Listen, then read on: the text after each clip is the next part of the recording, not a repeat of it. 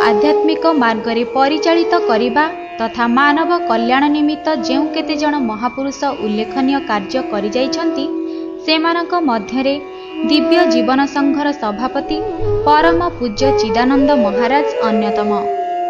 समग्र भारत रे से जणे योगी ज्ञानी तथा आध्यात्मिक गुरु भावे परिचित। महिसूर एक ब्राह्मण परिवार रे 1916 मसीहा सेप्टेम्बर 24 तारिख रे श्रीधर नाम रे से जन्मग्रहण करिथिले। रामभक्त पिता एवं दयाशील मातांक प्रभाव जोगु पिलादिनु से आध्यात्मिकता मार्ग प्रति आकृष्ट होइथिले। रोगी सेवा थिला तांक जीवनर व्रत। कुष्ठ ठारू आरंभ करी विभिन्न व्याधिग्रस्त लोकमानंकु आनी से चिकित्सा करुथिले।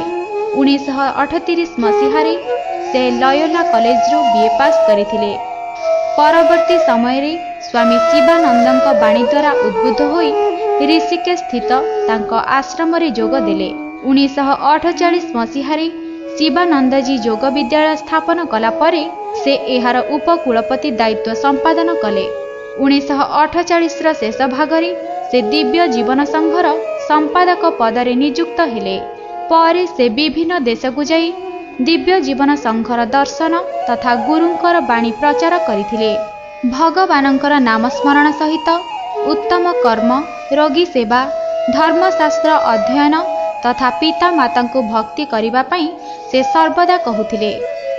गृहस्थ व्यक्ति माने गृह को साधनर स्थली भावे चिंता करी कार्य करिबाकू से उपदेश देउथिले।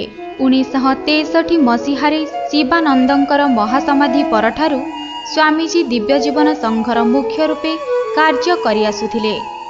एही महामनीषी स्वदेहरे आम गहणरे आउ नथिले भी तांकर वाक्य तांकर बाणी तांकु आम पाखरे चिर अमर करी रखिथिबो।